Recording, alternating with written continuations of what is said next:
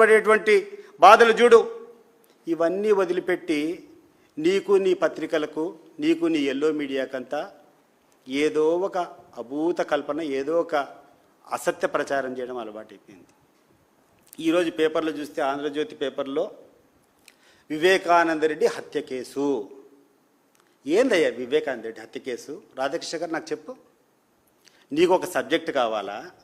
నీకు ఒక సబ్జెక్టు కోసం 24 గంటలు జగన్మోహన్ రెడ్డి గారి కుటుంబాన్ని అప్రతిష్ట పాలు చేయాలని చెప్పి నీకు ఒక ఆర్టికల్ కావాలని చెప్పి నువ్వు రోజు దీన్ని కూర్చొని మాట్లాడుతూ ఉంటావా? ఆమె సునీత గారు అడిగినట్లు సిబిఐ ఎంక్వైరీ జరిగిందా లేదా? మీరు కోరిందేనా? వేరే వాళ్ళు ఎవరన్నా కోరారా?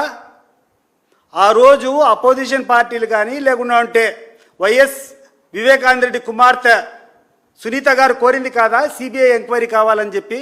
మరి సిబిఐ ఎంక్వైరీ చేసి సిబిఐ వాళ్ళు కూర్చొని ఛార్జ్షీట్ ఇచ్చిన తర్వాత కేసు నడుపుకోవాల్సింది పోయి రకరకాలుగా వితరణం కూర్చొని పునర్విచారణ జరగాల అంటే మీకు ఒక సబ్జెక్ట్ ఎప్పుడూ ఒకటి లైవ్లో ఉండాలి. మీరు బలంగా మీరు చెప్పేటువంటి అబద్ధాలను చేసేదానికి, మీరు వార్తలు కల్పించేదానికి మీకు ఒక అజెండా కావాలి. మీకు ఒక వ్యక్తి దొరికినారు. ఒక జగన్మోహన్ రెడ్డి గారి కుటుంబంలో నుంచి ఆమె సునీతమ్మ ఒకటి, మా షర్మిలమ్మ ఒకటి, ఇద్దరు దొరికినారు. వాళ్ళని పెట్టుకొని వాళ్ళ ద్వారా కూర్చొని విష ప్రచారం రోజు కూర్చొని చేస్తున్నారే. ఈరోజు సిబిఐ మీరు కోరినటువంటి సిబిఐ ఎంక్వైరీ పూర్తి చేస్తామని చెప్పి ఛార్జ్షీట్ దాఖలు చేస్తారు. ఇంకా కూర్చొని కేసు నడుపుకోవాల్సింది పోయి నువ్వు కూర్చొని మళ్ళీ రకరకాలుగా కూర్చొని పునర్విచారణ కావాలా, ఇంకోటి కావాలంటే సుప్రీంకోర్టు మీకు మొటికాయలు వేసింది. ఎన్ని రోజులను మీరే డిలే చేస్తారు? ఇట్లా పోతూ ఉంటే ఎన్ని సంవత్సరాలు పడుతుంది? మీ కేసు ఏమైనా ఉంటే మీ కేసు వాదించుకోండి. కేసు వాదించుకోకుండా మీరు కోరినటువంటి విచారణ సంస్థతో సిబిఐతో ఎంక్వైరీ చేసిన తర్వాత దాన్ని కూడా ఈరోజు కూర్చొని జగన్మోహన్ రెడ్డి మీద రకరకాలుగా అబండాలు వేసేదానికి ప్రయత్నం చేయడం సిగ్గుచేటుగా లేదా? ఈరోజు చంద్రబాబు నాయుడు గారి ఆధ్వర్యంలో నడుస్తున్నటువంటి ఈ రాధాకృష్ణ గారిని నేను అడుగుతున్నా. రాధాకృష్ణ గారు, ఇటీవల కాలంలోని ఆంధ్రజ్యోతి పేపర్లో ఎమ్మెల్యేల గురించి నువ్వు రాశావు. ఈ రాష్ట్రంలో ఉన్నటువంటి ఎమ్మెల్యేలంతా విచక్షణారహితంగా ఎక్కడ పడితే అక్కడ కూర్చొని ధనార్జనకు పాల్పడుతున్నారు. ఏ అంశాన్ని కూడా విడిచిపెట్టకుండా ఎక్కడ ఏ వనరులు ఉన్నా కూడా దోచుకుంటున్నారు. ఈ ఎమ్మెల్యే కథ ఏందని చెప్పి నీ పేపర్లో వచ్చింది. నీకు గుర్తు చేస్తున్నా రాధాకృష్ణ గారు, నీకు గుర్తు చేస్తున్నా. ఒక ఎమ్మెల్యేలే కనపడ్డారా నీకు? మీ యొక్క ముఖ్యమంత్రులు కనపడలేదా? మీ యొక్క ఉప ముఖ్యమంత్రి ఏం చేస్తున్నాడని నీకు కనపడడం లేదా? నీ యొక్క లీడర్ల యొక్క పార్టీ కార్యాలయంలో ఒక అంతస్తు దానికి కేటాయించినారే. ఈ యొక్క అవినీతి కలెక్షన్ కోసము ఒక వింగే పెట్టుకొని ఒక ఫ్లోర్ దానికి దారాదత్తం చేసుకొని బ్రోకర్లు వాళ్ళకు ఉండేటువంటి డబ్బులు రాబట్టేదానికి బ్రోకర్లకే ఒక ఫ్లోర్ కేటాయించి మీరు కూర్చొని డబ్బులు వసూలు చేసుకొని ఈరోజు ఎమ్మెల్యేల మీద నిందలు మోపుతున్నావు. ఎస్, నాకు కూడా వాస్తవం ఇది.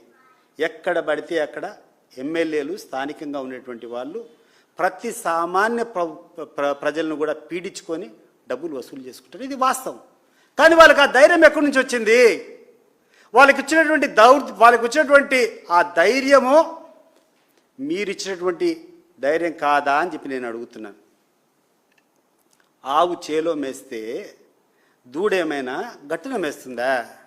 రాధాకృష్ణ గారు, మీరు అడగండి ఈ ముఖ్యమంత్రిని, ఉప ముఖ్యమంత్రిని. ఈ రకంగా ఈ ఎమ్మెల్యేలందరూ దిగజారి ఈరోజు సామాన్య ప్రజలను పీడిస్తున్నారు. ఎక్కడ చూస్తే అవినీతి జరుగుతూ ఉందంటే దీనికి కారణం మీ పెద్దలు చేసేటువంటి లూటీ కాదా? ఈ సందర్భంగా నేను అడుగుతున్నా. ఈరోజు ఇంకా రాష్ట్రంలో ఉన్నటువంటి విద్యార్థుల యొక్క పరిస్థితులు ఆలోచన చేస్తే చాలా దౌర్భాగ్యంగా ఉంది.